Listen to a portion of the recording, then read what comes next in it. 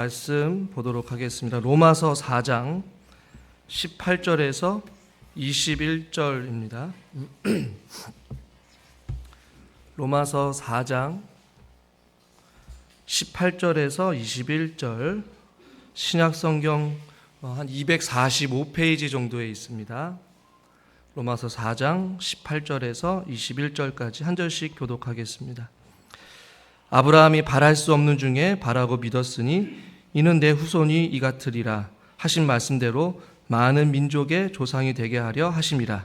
그가 100세나 되어 자기 몸이 죽은 것 같고 사라의 태가 죽은 것 같음을 알고도 믿음이 약하여지지 아니하고 믿음이 없어 하나님의 약속을 의심하지 않고 믿음으로 견고하여져서 하나님께 영광을 돌리며 약속하신 그것을 또한 능히 이루실 줄을 확신하였으니. 아멘. 주일 예배에 나오신 여러분들을 주님의 이름으로 환영하고 축복합니다. 옆에 누가 인사합시다. 잘 오셨습니다. 환영합니다. 네. 코로나가 지난 지 꽤 시간이 지났습니다. 코로나 시기를 보내면서도 전 세계적으로도 또 국가적으로도 또 종교적으로도 많은 어려움도 있었고, 또 한편으로는 코로나로 인하여서 또 여러 가지 많은 것들을 되돌아보게 되는 그런 의미 있는 또 시간이었는 줄 믿습니다. 코로나 기간에 과연 모여서 예배를 드리는 것이 옳으냐, 드리지 않는 것이 맞느냐, 뭐 이런 이야기도 있었고, 코로나라는 그런 어려움 속에서도 기도를 하고 예배를 드리고 모이는 사람들은 믿음이 좋은 사람이고, 코로나로 인하여서 무슨 예배냐 하고 그냥 집안에만 있고 예배를 드리지 않는, 영상으로 대체하는 뭐 이런 사람들을 보고 믿음이 좀 부족하다, 믿음이 없다. 목회자들 사이에서도 코로나 때 예배를 어떻게 드리느냐, 드리는 교회는 믿음이 좋은 목사님이, 예배를 드리지 않는 사람은 겁이 많고 믿음이 없는 목사님이다, 뭐 이런 식으로의 이야기들을 듣곤 했습니다. 물론 그 코로나를 바라보는 어떤 재앙과 어떤 어려움, 질병을 바라보는 성경적 관점에 따라서 다를 수는 있지만, 우리는 그것을 통하여서 그 이후에 후유증을 여전히 겪고 있죠. 많은 젊은이들이 교회를 떠나거나 영상으로 예배를 드려도 된다라는 의미에서 교회를 출석하지 아니하고 영상으로 예배를 대체하는 그 시대. 해서 저희 교회뿐만 아니라 많은 한국 교회의 인구 비율을 보면 30, 40대는 거의 없어요. 대형 교회는 있을지 몰라도 대부분의 교회들이, 젊은이들이 교회를 많이 떠나고 있음을 바라보게 됩니다. 오늘 저는 우리가 읽은 이 본문을 통하여서 믿음의 정도에 대해서 이야기를 하려고 해요. 믿음이 강하다 혹은 믿음이 약하다, 누군가를 향해서 믿음이 너무 좋다, 혹은 어떤 사람을 보니까 믿음이 별로 안 좋다, 믿음이 있는 사람, 믿음이 없는 사람, 믿음이 큰 사람, 믿음이 작은 사람, 종종 우리가 이렇게 표현하지 않습니까? 여러분들은 안 그러셔요? 저는 그래요. 야, 어떻게 저렇게 할 수가 있을까? 믿음이 없는 사람이야 라고 얘기도 하고, 저 사람을 보니까 정말로 믿음이 정말로 대단한 것 같아, 큰 것 같아. 뭐 믿음의 기준이 각자가 다를 수도 있겠지만, 우리는 종종 믿음 생활하면서 그런 표현을 합니다. 우리 장로님을 보니까, 우리 권사님을 보니까 믿음이 너무 좋으신 것 같아. 또 어떤 사람을 보니까 믿음이 없는 것 같아, 이런 표현을 쓰죠. 웨스트민스터 신앙 고백서를 보니까 14장에 이런 내용이 있습니다. 믿음은 정도의 차이가 있다라는 것이에요. 약하기도 하고 강하기도 하고, 종종 여러 가지로 어떤 상황의 공격을 받고 약해질 수도 있다라는 것이에요. 그러나 결국에는 믿음이 승리를 한다라는 것이죠. 우리는 이 믿음의 창시자이면서 또 온전케 하시는 그 예수 그리스도를 통하여서 우리는 많은 사람들 가운데 충만한 확신에 이르도록 자라게 이릅니다. 이런 표현을 써요. 그러니까 제가 표현한 것이 아니라 어떤 신앙의 고백서, 어떤 믿음의 선배들도 믿음의 정도의 차이가 있다라는 것이에요. 무조건 목사라고 해서 믿음이 좋냐? 그것도 아니에요. 무조건 장로님이라고 해서 믿음이 좋냐? 그것도 아니에요. 무조건 오랫동안 믿음 생활해서 믿음이 좋냐? 그것도 아니에요. 정도에 따라서 믿음이 강하여지기도 하고 약해지기도 해요. 또 어떤 여러 가지 상황, 재앙, 질병, 어떤 환경에 의해서 공격을 받고 믿음이 약해질 수도 있다는 거예요. 그러나 중요한 건 궁극적으로 예수 그리스도를 통하여서 우리는 승리하게 되고 또한 충만한 어떤 믿음의 구원에 이르는 확신에 이르도록 계속 자라간다라는 것이. 오늘 그것을 저는 이야기하려고 합니다. 우리의 믿음의 상태가 어떠한지, 어떠한 모습인지 한번 점검해보고 오늘 말씀을 통해 은혜 받는 시간 되기를 바랍니다. 오늘 아브라함에 대해서 말씀을 하고 있어요. 18절 말씀을 같이 한번 보겠습니다. 같이 한번 읽죠. 아브라함이 바랄 수 없는 중에 바라고 믿었으니 이는 내 후손이 이같으리라 하신 말씀대로 많은 민족의 조상이 되게 하려 하심이라. 아브라함은 믿음의 조상이라고 이야기를 하죠. 저는 그러나 아브라함을 표현할 때에 오늘 이 바울이 표현한 바랄 수 없는 중에 바라고 믿은 이 바울의 모습이 이와 같다라는 것이에요. 바랄 수 없는 중에 하나님께서는 갈대아 우르의 이방 땅에 있는 아브라함을 부르시고 무턱대고 너는 내가 지시한 땅으로 가라. 젖과 꿀이 흐른 땅으로 가라 라고 말씀하셨어요. 아브라함은 하나님께서 말씀하신 그 땅이 어떤 땅인지 몰라요. 그리고 어떻게 가야 되는지, 누구와 가야 되는지, 어떤 방법으로 가야 되는지 몰라요. 그러나 바랄 수 없지만 바라고 믿고 하나님께서 가라 하시니 갔던 사람이 바로 아브라함이에요. 바울의 인생, 아브라함의 인생은 그와 같았습니다. 그로부터 시작을 했어요. 그리고 오늘 우리가 읽은 본문 19절을 보십시오. 바랄 수 없는 중에 어떤 일이 또 일어났는지 한번 19절 말씀 한번 읽겠습니다. 그가 100세나 되어 자기 몸이 죽은 것 같고 사라의 태가 죽은 것 같음을 알고도 믿음이 약하여지지 아니하고. 아브라함의 상태가 여러분 어때요? 100세가 되었습니다. 자기 몸이 죽은 것 같다라는 표현을 써요. 그러니까 마치 죽은 것과 같은 다름이 없는 어떤 힘이 없는 연약한 그런 의미를 가지고 있어요. 사라 역시 사라의 태가 죽은 것 같았다라는 것이죠. 즉 그 말은 도저히 출산할 수 없는 상태. 아브라함도 힘이 없고 또 사라 역시 출산할 수 없는 그런 상태에 있었어요.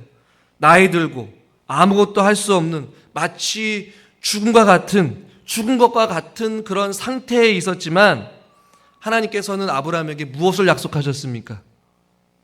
무엇을 약속했어요? 창세기 17장 19절 같이 한번 읽어보겠습니다. 창세기 17장 19절 하나님이 이르시되 아니라 내 아내 사라가 내게 아들을 낳으리니 너는 그 이름을 이삭이라 하라. 100세가 돼서 아기가 낳을 수 없는 아브라함과 사라, 죽은 것과 같은 그런 절망의 상태, 아무것도 할 수 없는, 바랄 수 없는, 기대할 수 없는, 소망할 수 없는 그런 어떤 현실 속에서 하나님께서 아브라함에게 약속을 하셔요. 내 아내에게서 아들을 낳을 것이니 이름도 지어줍니다. 이삭이라 할 것이다. 할렐루야. 아브라함은 바랄 수 없는 중에 그것을 믿었어요. 그리고 오늘 우리가 읽은 성경에서 여러분 잘 보시면 19절과 20절에 이런 표현이 있습니다. 19절을 보시면 이렇게 말씀하죠. 하반절 19절 믿음이 약하여지지 아니하고 라고 말씀하고 있어요. 그리고 20절 믿음이 없어 하나님의 약속을 의심하지 않고 또 믿음으로 견고하여 져서 믿음을 3번 반복합니다. 근데 표현을 잘 보세요. 뭐라고 표현합니까? 믿음이 약하여지지 않고 믿음이 없어지지 아니하고 믿음이 오히려 견고하여졌더라 이런 표현을 써요. 반대로 생각해보면 믿음이 약하여질 때가 있다라는 거예요, 없다라는 거예요? 있다라는 것이. 믿음이 없어질 때가 있어요, 없어요? 있다라는 것이. 믿음이 견고한 것이 아니라 바람에 흔들리는 갈대와 같이 흔들릴 때가 있다라는 거예요, 없다라는 거예요? 있다라는 것이에요. 오늘 저는 그것을 좀 말씀드리려고 합니다. 바울은 먼저 믿음이 약하여지지 아니하였다라고 말씀하고 있어요. 의도적으로 바울은 아브라함의 상태를 죽은 것과 다름이 없는 상태라고 표현하고 있어요. 아무것도 할 수 없는 절망과 사망의 그 상황, 어둠 가운데 있는 그 아브라함. 그러나 아브라함 어땠다고요? 믿음이 약하여지지 아니했다라는 것이, 그것이 중요해요. 이것을 강한 믿음이라고 저는 표현하고 싶습니다. 세상을 이기는 믿음인 것이죠. 죽은 것 같은 상황 속에서 절망하지 않고 믿음이 약해지지 않는 그런 상태가 바로 강한 상태인 것이죠. 앞서서 우리가 한 번은 읽었지만 히브리서 33장에 보면 이런 33절에 보면 이런 내용이 있습니다. 같이 한번 33절, 34절 같이 한번 읽겠습니다. 그들은 믿음으로 나라들을 이기기도 하며 의를 행하기도 하고 약속을 받기도 하며 사자들의 입을 막기도 하며 불의 세력을 멸하기도 하며 칼날을 피하기도 하며 연약한 가운데서 강하게 되기도 하며 전쟁에 용감하게 되어 이방 사람들의 진을 물리치기도 하며. 아멘. 믿음이 약해지지 않는 강한 믿음의 사람들의 모습들이에요. 아브라함처럼 100세가 되어서 아무것도 할 수 없는 그런 절망 가운데서도 바랄 수 없는 중에 바라는 믿음이 약해지지 아니하는 그 아브라함의 믿음과 같이 믿음의 선배들처럼 믿음으로 나라들을 이기고 믿음으로 사자들의 입을 막기도 하고 불의 세력을 멸하기도 하고 전쟁에 용감하게 싸워서 이방 나라를 물리치기도 하게 되는 이러한 강하고도 강력한 믿음. 그 히브리서 11장 38절에는 그들을 세상이 감당하지 못한다라고 표현하고 있잖아요. 말씀을 드렸죠. 세상이 감당하지 못한 아주 강한 믿음을 소유한 사람들이 있단 말이죠. 우리나라에도 신사참배에 반대하여서 투옥하거나 순교한 사람들이 있었습니다. 목숨을 걸고 믿음을 지키는 사람들이 있다라는 것이죠. 강한 믿음의 소유자, 세상을 이기는 믿음, 상황을 극복하는 믿음, 상황을 오히려 초월하는 믿음이에요. 다니엘의 친구들처럼 풀물불에 들어가기도 하고 다니엘과 같이 사자굴에 그냥 들어가기도 하는 그런 용기의 어떤 믿음. 오스왈드 챔버스는 이런 이야기를 합니다. 믿음은 모든 것이 이해될 때만 믿는 것이 아니라 아무것도 이해되지 않는 때에 순종하는 것이 믿음이라는 것이에요. 이해되지 않지만 아브라함이 이해했겠어요? 자기가 100세가 돼서 아기를 낳을 수 없는 마치 죽은 것 같은 힘이 없는 사람이고 아내도 어떻게 보면 불임이었어요. 아이를 낳지 못한 상태에 있었어요. 그리고 나이가 많았습니다. 불가능한 상태였어요. 이해가 안 됐어요. 하나님의 약속이. 그러나 바랄 수 없는 중에 바라고 믿음이 약해지지 아니하고 하나님의 약속을 붙잡았다라는 것이에요. 칼빈 역시도 이런 이야기를 해요. 강한 믿음은 빈손으로 나아가는 것이며 하나님께서 그 손을 채우실 것을 의심하지 않는 것이에요. 빈손으로 나가더라도 아무것도 없다 할지라도 하나님께서 가라 하면 가는 것이고 하나님께서 인생을 책임져 주시고 그 빈손에 하나님께서 그 빈손을 채우실 것을 의심하지 않으면서 나아가는 믿음이 강한 믿음이라는 것이죠. 저는 우리 사랑하는 성도님들이 강한 믿음의 소유자가 될 수 있기를 주님의 이름으로 축원합니다. 흔들리지 않는 믿음인 것이죠.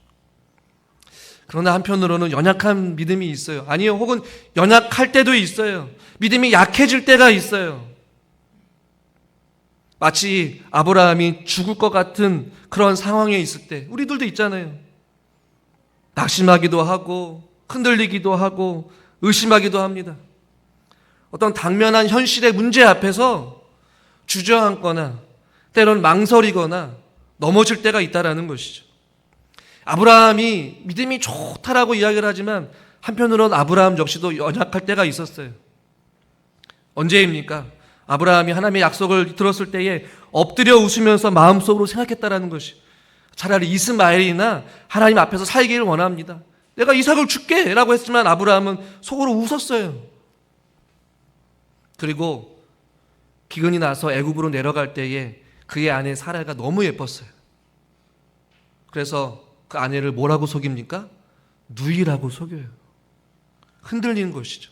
위기 앞에서, 어려움 앞에서, 현실 앞에서, 두려움 앞에서, 죽음 앞에서 아브라함 역시도 믿음이 약하여질 때가 있었단 말이에요. 아내를 누이라고 속이고. 여러분, 엘리야도 그랬습니다. 엘리야가 믿음의 선지자 아니겠어요? 그러나 엘리야 역시도 믿음이 연약할 때가 있었어요. 언제입니까? 갈멜산 전투에서 850명의 거짓 선지자들과 싸우고 승리 이후에 이세벨의 말 한마디에 완전히 무너집니다. 그리고 도망치죠. 로뎀나무에 앉아서 그가 뭐라고 이야기합니까? 하나님, 내 생명을 거두어 가세요. 잘 아시잖아요. 갈멜산 전투 앞에서 강하고 담대하게 850명의 바알과 아세라 선지자들과 싸웠어요. 담대했습니다. 강한 믿음이었어요. 그러나 어느 순간 이세벨의 말 한마디에 믿음이 연약해지고 죽고 싶을 만큼 절망해요. 우리의 믿음이 연약해질 때가 있다라는 것이죠. 바울 역시도 이런 이야기를 로마서 14장 1절과 2절 같이 한번 읽겠습니다. 믿음이 연약한 자를 너희가 받되 그의 의견을 비판하지 말라. 어떤 사람은 모든 것을 먹을 만한 믿음이 있고 믿음이 연약한 자는 채소만 먹느니라. 아멘. 누군가는 강한 믿음을 계속 유지하며 살아가는 사람이 있다면 반대로 연약한 믿음을 가지고 살아가는 사람들도 있어요. 또 연약해져 가는 분들도 있어요. 그러나 바울은 로마서 14장에 보니까 믿음이 연약한 자들이 너희들 안에 있을 것인데 그들의 의견, 그들의 어떠한 행동, 그들의 모습들을 비판하거나 정죄하지 말라는 것이. 어떻게 목사가 저러고 어떻게 장로가 저러고 어떻게 권사가 저래, 어떻게 중직자가 저래, 믿음이 연약해져 있는 그 연약한 상태를 바라보고 비판하지 말라는 것이죠. 이 당시에 먹을 것의 문제를 가지고 있었어요. 시장에서 파는 고기들이 어떤 고기인지 몰랐단 말이에요. 오늘처럼 생산지가 원산지가 어디인지 기록이 안 되어 있는 상태. 우상에게 제물을 드렸는지 하나님께 제사를 드린 제물인지 정결한 제물인지 아니면 먹을 수 있는 제물인지 몰라요. 그럼 어떤 사람은 모든 것을 먹을 만한 그런 믿음이 있어요. 내가 이것을 먹어도 내 신앙이 당당하니 언제든지 먹을 수 있어라는 믿음이 있지만 이 음식이 어떠한 어디서의 출처인지 몰라서 먹지 아니하고 채소만 먹는 그런 사람들이 있단 말이에요. 그러니 그 채소만 먹는 사람 믿음이 없다라고 정죄하거나 판단하지 말라는 것이죠. 토마스 왓슨은 이런 이야기를 합니다. 연약한 믿음도 믿음이다. 한 방울의 물도 물이요 작은 불꽃도 불인 것이다라는 것이죠. 그러니까 우리 안에 강한 믿음을 가지고 담대하게 믿음 생활을 거침없이 행하는 사람들이 있다면 또 한편으로는 믿음이 연약하여서 주저하거나 망설이거나 도망치거나 피하거나 그런 사람들이 있단 말이죠. 그러나 중요한 건 그것도 믿음이라는 것이죠. 그 안에 갈등하고 있고 그 안에서 고민하면서 하나님께 순종하려고 발버둥 치고 있는 그 연약한 사람들이 있다는 것이죠. 그러나 중요한 것은 우리의 믿음이 연약하여지지 아니하고 조금씩 하나님 앞에 가까이 나아가는 저와 여러분들 될 수 있기를 주님의 이름으로 축원합니다. 강한 믿음이 있고 약한 믿음이 있어요. 또 다른 표현을 한번 해보면 한번 따라오겠습니다. 큰 믿음이 있고 작은 믿음이 있습니다. 이건 성경에 나와 있어요. 여러분 모두가 큰 믿음의 소유자가 되길 원하시죠? 큰 믿음의 소유자. 성경에서는 큰 믿음의 소유자들이 자주 등장합니다. 예수님께서 이적을 베푸실 때에 그러한 믿음들을 칭찬하시는 경우들의 사건들이 있어요. 잘 아시는 여러분 백부장입니다. 종의 병을 고치기 위해 예수님을 찾아가요. 예수님께 마태복음 8장 8절에 보니까 주여 내 집에 들어오시면 나는 감당치 못합니다. 다만 말씀으로 고쳐달라고 그렇게 표현을 써요. 그 모습을 들은 예수님께서 놀라신 거예요. 그러면서 마태복음 8장 10절에 내가 진실로 너희에게 이르노니 이스라엘 중 아무에게서도 이만한 믿음을 보지 못하였다. 백부장. 예수님이 친히 찾아가서 고쳐주기보다 주님, 나는 주님이 오시는 걸 감당치 못하니 말씀으로 고쳐주시옵소서. 큰 믿음, 이러한 믿음을 보지 못했다는 큰 믿음의 소유자 아니겠어요? 또 한 사람의 예를 들어볼까요? 가나안 여인이 있습니다. 근데 그 여인에게는 귀신 들린 딸이 있었어요. 자녀의 떡을 취하여 개들에게 던짐이 마땅하지 아니하다 그러면 지금 거절합니다. 그래서 여인이 주여 올소이다마는 개들도 제 주인의 상에서 떨어지는 그 부스러기를 먹습니다. 불쌍히 여겨주시옵소서. 마태복음 15장 28절 같이 한번 읽어보겠습니다. 예수께서 대답하여 이르시되 여자여 내 믿음이 크도다. 내 소원대로 되리라 하시니 그때로부터 그의 딸이 나으니라. 아멘. 여러분, 백부장도 그렇고 가나안 여인도 그렇고 예수님께서 이만한 믿음, 큰 믿음이라고 표현해요. 여러분이 이 본문을 읽은 말씀을 통하여서 여러분이 생각하는 큰 믿음은 어떤 모습이에요?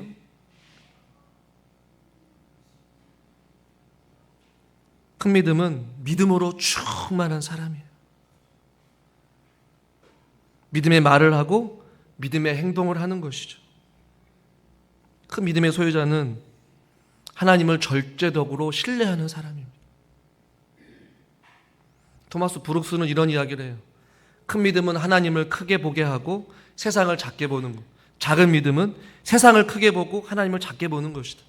이 백부장이나 가나안은 어땠어요? 예수님을 크게 본 거예요. 절대자로 본 거예요. 유일한 구원자요, 생명으로 본 것입니다. 그러니 예수님만 바라보고 예수님만 의지하고 예수님께 구했다라는 것이에요. 주님 말씀만 하여 주시옵소서. 해도 그만 안 해도 그만, 와도 그만 안 해도 그만, 그것이 아니에요. 주님, 내 종이 지금 병들었으니 주님 말씀으로 고쳐주시옵소서. 다른 것을 구하지 않은 그 가난의 여인, 개들도 주님의 상에 떨어지는 그 부스러기를 먹은, 그 주님의 부스러기를 통하여서도 자기 딸이 낳을 수 있다는 어떤 확신, 믿음이 있었던 거 아니겠어요? 그러니 예수님이 그것을 보시고 내 믿음이 크도다. 나를 향한 믿음, 나를 향한 신뢰, 나를 향한 어떠한 의지하는 그 마음이 남들과는 비교할 수 없을 만큼 크다라는 것이죠. 그러니까 믿음이 큰 사람은요, 하나님을 크게 보는 거예요. 아니, 하나님을 유일한 분으로 보는 것이죠. 그 세상을 작게 보는 사람, 큰 믿음의 소유자. 저와 여러분들도 우리가 상황을 보고 죽을 것 같은 100세의 나이에 그 현실을 바라보기보다는 그 100세의 나이에서도 하나님께서 말씀하시면 그 말씀대로 이루어진다라는 그 절대적인 신뢰와 믿음, 바랄 수 없는 중에 바라는 어떤 그 믿음을 소유하며 살아갈 수 있기를 주님의 이름으로 축원합니다. 그럴 때에 역사가 일어나는 것이죠. 큰 믿음. 그러나 반대로 작은 믿음이 있어요. 믿음의 분량이 작아지는 것이죠. 근데 아쉽게도 공간복음에 보면 예수님께서 제자들을 작은 믿음의 소유자라고 종종 표현합니다. 배를 타고 이제 가고 있었어요. 예수님이 함께 있었습니다. 그런데 거센 풍랑이 일어나는 거예요. 제자들이 예수님 왜 참 주무시고 계십니까? 우리가 좀 죽게 됐습니다. 예수님께서 마태복음 8장 26절에 이렇게 말씀합니다. 같이 한번 읽죠. 예수께서 이르시되 어찌하여 무서워하느냐 믿음이 작은 자들아. 그러니까 예수님이 함께 하심에도 불구하고 무서워하고 두려워하는 것. 뭡니까? 큰 믿음의 반대. 하나님을 크게 보고 하나님을 절대적으로 신뢰하지 못했기 때문에 주님이 우리와 함께 하심에도 불구하고 무서워하고 두려워하는 그것이 믿음의 작은 따라는 것이죠. 우리가 이럴 때가 참 많이 있죠. 주님이 함께 하심에도 불구하고 약속에도 불구하고 바랄 수 없는 그 상황만 바라보니 주님을 의지하지 못하는 것이죠. 바다 위로 걸어오신 예수를 향해 베드로가 나아갑니다. 그런데 갑자기 바람을 보고 무서워해서 베드로가 바다에 빠져요. 그럴 때 예수님께 동일하게 말씀하신다. 마태복음 14장 31절 같이 한번 읽겠습니다. 예수께서 즉시 손을 내밀어 그를 붙잡으시며 이르시되 믿음이 작은 자여 왜 의심하였느냐 하시고 네. 믿음이 작은 자예요. 주님을 바라보며 걸어가면 되는데, 주님의 크심을 바라보고 걸어가면 되는데 자기의 작음을 바라본 거예요. 바람을 바라본 것이죠. 상황을 바라보고 문제를 바라보니 주님이 믿음이 작다. 믿음의 크고 작고의 차이는요, 예수님을 바라보느냐 바라보지 않느냐, 예수님을 신뢰하느냐 신뢰하지 못하느냐, 그 차이 아니겠어요? 별거 아닌 것 같지만 아주 큰 차이를 가지고 있는 것이죠. 그러나 우리는 때로는 주님을 바라보야, 그러나 때로는 반대로 믿음이 작아질 때가 있어요. 무엇을 먹을까, 무엇을 마실까, 무엇을 입을까 염려하며 살아가죠. 그런 자들을 향해 마태복음 6장 30절에도 이렇게 말씀합니다. 오늘 읽다가 같이 한번 읽죠. 내일 아궁이에 던져지는 들풀도 하나님이 이렇게 입히시거든 하물며 너희일까 보냐 믿음이 작은 자들아. 아멘. 무엇을 먹을까 마실까 입을까 하는 자들에게 들풀도 하나님께서 입히시는데 하물며 너희일까 보냐, 그러면서 그들을 향해 믿음이 작은 자들아, 나를 바라봐, 나를 의지해 라는 것이죠. 여러분, 자꾸만 사단은 우리들로 하여금 백세와 같은 상황, 죽을 것 같은 상황, 고통스러운 상황을 바라보게 합니다. 그러나 주님은 고개를 들어 주님을 바라보라고 말씀하시죠. 바울은 전도여행을 떠나면서 데살로니가 성도들을 향해 기도했습니다. 뭐라고 기도했느냐? 데살로니가 전서 3장 10절 같이 한번 읽죠.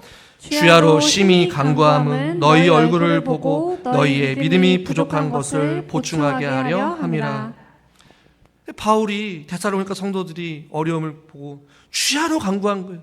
그들의 믿음이 부족한 거, 믿음이 작은 거, 어려운 현실과 핍박 속에서 주님을 더 바라봐야 되는데 그러지 못했던 그들을 향해 주야로 기도하며 믿음이 부족한 것을 위해 간구했다라는 것이. 여러분, 우리들도 하나님을 유일하고 절대적인 구원자요 소망이요 생명으로 봐야 되는데 그것이 아니라 여러 가지 방법 중 가운데, 여러 가지 선택들 가운데 하나님을 하나로 보기 때문에 문제인 것이에요. 무엇을 먹을까 마실까 입을까 내가 해결되지 않으면 또 다른 방법을 생각하고 또 다른 방법을 강구하고 잠깐만 다른 곳에서 시선을 돌리는 거예요. 그 중에 하나가 하나님이 되어서는 안 돼요. 아니, 유일한 하나님이 우리의 구원자이심을 우리는 기억할 때에 우리의 믿음이 작아지는 것이 아니라 커지는 것이에요.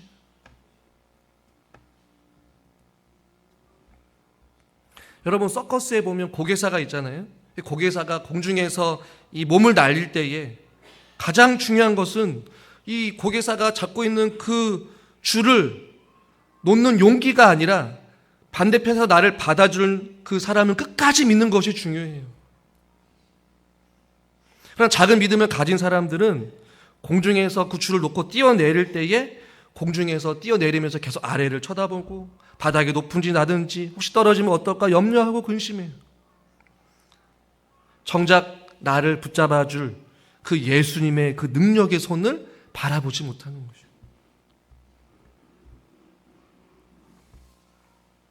예수님의 제자들은 믿음이 작은, 예수님과 함께 먹고 자고 수많은 기적과 어떠한 살아 역사하심을 경험해서 불구하고 여전히 의심하거나 믿음이 작으면서 살았어요. 하물며 우리들의 현실 속에서도 살아가는 우리의 삶 속에 자꾸만 크고 작은 다양한 상황들 속에서 우리의 믿음이 흔들릴 때마다 하나님을 하나의 옵션으로 생각하지 마시고 유일한 우리의 구원자이심을 믿음으로 고백하며 하나님께 나아가는 저와 여러분들 될 수 있기를 주님의 이름으로 축원합니다. 강한 믿음이 있고 약한 믿음이 있었어요. 그리고 큰 믿음이 있었고 작은 믿음이 있었어요. 마지막 하나를 더 살펴보면 어떤 믿음이냐? 한번 따라하겠습니다. 산 믿음, 죽은 믿음. 네. 살아있는 믿음과 죽은 믿음 혹은 죽어가는 믿음이에요. 아브라함은 바랄 수 없는 중에 바라고 믿음으로 나아갔습니다. 하란을 떠났고요, 약속하신 땅으로 갔고 또한 이삭을 바쳤어요. 이것은 살아있는 믿음입니다. 움직이는 믿음입니다. 행동하는 믿음입니다. 순종하는 믿음입니다. 아멘을 안 하시네요. 살아있는 믿음은 정지된 상태가 아닌 거예요. 조금씩이라도 한 발 한 발을 내딛는 거. 믿음의 길로, 순종의 길로 이해가 안 되고 바라지도 못하고 어디로 가야 될지 모르지만 주님께서 가라 하시니 바랄 수 없는 중에 하란을 떠나게 되고 약속하신 땅으로 가게 되고 어렵게 얻은 아들이었는데 하나님이 바치라고 합니다. 그러나 그것을 이해할 수 없었지만 아브라함은 행동해요. 움직여요. 그리고 이삭을 데리고 갑니다. 그리고 이삭을 바치려고 합니다. 그것이 살아있는 믿음인 것이에요. 여러분 중풍병자의 친구들 알잖아요. 직접 데리고 지붕을 뚫고 침대로 내립니다. 살아있는 믿음 아니겠어요? 움직이는 믿음, 행동하는 믿음. 마가복음 2장 5절 예수께서 그들의 믿음을 보시고 중풍병자를 본 게 아니라 중풍병자를 지붕을 뚫고 내린 그들의 친구들의 믿음을 보고 하나님께서 그 작은 자, 그 중풍병자를 고치게 돼요. 살아있는 믿음은 여러분 행동하는 믿음입니다. 순종하는 믿음입니다. 그러나 행함이 없는 믿음은 죽은 것이죠. 디모데전서 1장 19절 같이 한번 읽겠습니다. 믿음과 착한 양심을 가지라. 어떤 이들은 이 양심을 버렸고 그 믿음에 관하여는 파선하였느니라. 아멘. 그 믿음에 대해서 파선하였다, 깨져버렸다라는 것이죠. 그러니까 믿음의 항해의 길을 걸어가야 되는데 순종의 길을 걸어가고 진리의 길, 십자가의 길을 걸어가야 될 그 사람들이 그 믿음에서 파선했다라는 것이에요. 믿음의 항해에서 벗어났다라는 것이죠. 십자가를 짊어지고 가야 될 사람들이 십자가를 내팽겨 친 것입니다. 하나님께 순종의 길을 걸어야 될 자들이 불순종의 길을 걸어간 거예요. 좁은 길을 걸어가야 될 자들이 넓은 길, 편안한 길, 쉬운 길을 걸어가는 거예요. 그 믿음은 죽은 믿음이에요. 사망의 길을 걸어가는 믿음의 길인 것입니다. 깨어있지 못하고 잠들어 있는 영혼은 죽어 있는 영혼입니다. 기도하지 않은 영혼도 죽어있는 영혼입니다. 깨어있지 않은 영혼도 죽어있는 영혼입니다. 성령님과 동행하지 않은 사람도 죽어있는 믿음인 것이에요. 여러분 아시아 7교회 가운데 4대 교회 보십시오. 계시록 3장 1절에 보니까 내가 너에게 행위를 나누니 내가 살았다 하는 이름은 가졌으나 죽은 자다 이렇게 표현해요. 교회가 있어요. 모양은 있어요. 형식은 있어요. 그러나 살았다 하는 이름만 있을 뿐 너희는 죽은 자다. 하나님이 죽은 자로 취급을 해요. 여러분의 믿음은 점점 잠들어가고 있습니까? 혹은 죽어가고 있습니까? 혹은 병들어가고 있습니까? 아니죠. 어렵고 힘들어도 바랄 수 없고 보이지 않고 현실은 점점 어렵고 힘들고 죽을 것 같은 그런 나이듦과 어려움과 고통과 환난 가운데 있지만 아브라함과 같이 바랄 수 없지만 바라고 믿음으로 순종하며 한 걸음 한 걸음 내디디며 걸어가고 있는 것 아니겠어요? 살아있는 믿음. 그 때문에 오늘도 살아 숨쉬는 하나님의 말씀을 듣고 그 말씀이 역사하여서 우리의 믿음 속에서 우리는 행함으로 순종함으로 어렵지만 힘들지만 그 길을 바랄 수 없지만 바라보며 의지하며 걸어가는 것이죠.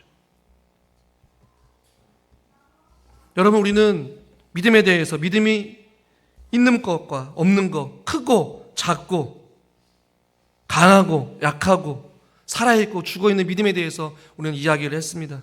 그렇다면 오늘 본문을 통해서 우리는 어떻게 살아야 될 것인가?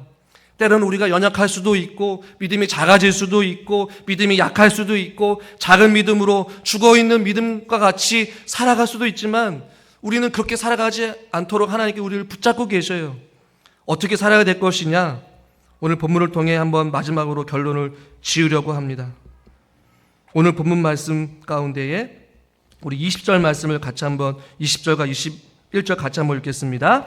믿음이 없어 하나님의 약속을 의심하지 않고 믿음으로 견고하여져서 하나님께 영광을 돌리며 약속하신 그것을 또한 능히 이루실 줄을 확신하였으니. 아멘. 첫 번째 한번 따겠습니다. 믿음의 확신 속에 살아야 합니다. 오늘 아브라함은 21절에 약속하신 그것을 또한 능히 이루실 줄을 확신하고 바랄 수 없는 중에 바란 것이에요. 바랄 수 없는 상황 속에서 믿음의 확신을 갖는 것. 왜요? 주님이 우리에게 약속하셨기 때문에. 죽은 것 같은 상황 속에서 살리시고 축복하시고 생명을 허락하시고 젖과 꿀이 흐르는 땅을 주시겠다라고 하신 그 약속을 믿고 바랄 수 없지만 당장 눈앞에 보이진 않지만 바라고 믿음으로 확신하고 그 길을 걸어갔다라는 것이죠. 여러분의 길이 의심스럽습니까? 하나님의 말씀 안에서 믿음을 가지고 확신하고 살아가십시오. 그러나 우리는 반대의 상황이 참 많이 있죠. 우리의 주변의 상황이 아브라함의 그거가 같아질 때가 있습니다. 100세와 같이 나이가 든 것처럼 죽은 것과 같은 상황이 있어요. 아이를 주시겠다고 약속은 했지만 우리의 상황은 전 반대의 상황 아니겠어요?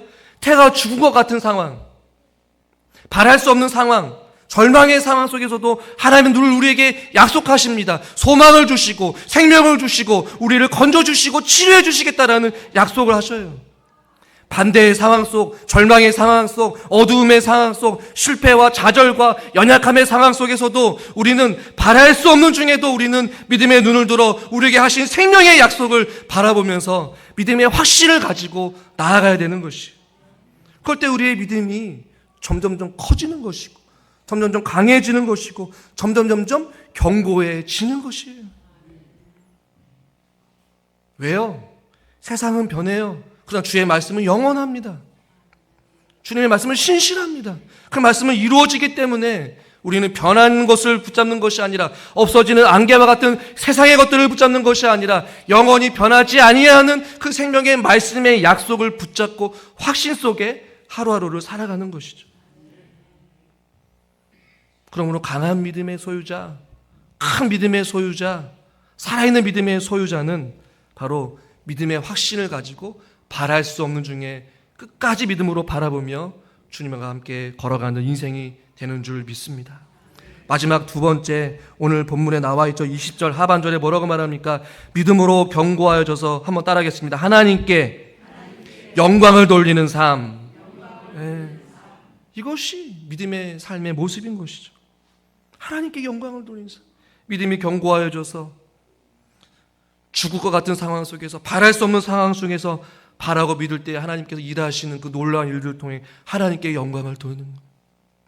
모든 것이 주의 은혜이고 나의 나된 것은 오직 주님의 은혜입니다. 하나님 감사합니다. 바랄 수 없었고 힘들었지만 주님이 나를 여기까지 인도하셨군요. 하나님 감사합니다. 오 주님 영광 받아 주시옵소서. 아무것도 없는 벌거벗은 우리의 인생들 가운데 지금껏 살아오면서 우리에게 귀한 것들을 선물로 주시고 여러분이 가지고 있는 것, 누리고 있는 것, 움켜쥐고 있는 모든 것이 하나님의 은혜이니 믿음으로 살아가면서 주신 그 은혜를 생각할 때마다 하나님께 영광을 돌리는 삶을 우리는 살아가야 될 줄 믿습니다. 여러분, 하나님은 완벽한 자를 찾지 않으십니다. 연약함 중에도 작은 믿음이라도 또한 연약한 믿음이라 할지라도 끝까지 주님을 바라보는 자들을 견고하게 하십니다. 강하게 하시고요. 크게 하시고요. 의심하지 않고 주님을 바라보게 하십니다. 바랄 수 없는 중에 주님을 바라며 믿음 안에서 살아가는 저와 여러분들 될 수 있기를 주님의 이름으로 축원합니다. 하나님 아버지, 아브라함의 삶을 통하여서 어떠한 믿음이 하나님 기뻐하시는 믿음의 모습인지를 말씀을 통해 생각해 봅니다. 아브라함과 같이 바랄 수 없는 중에도 하나님의 신실하신 약속을 바라보며 믿음의 길 걷게 하여 주시옵소서. 예수님의 이름으로 기도드리옵나이다. 아멘.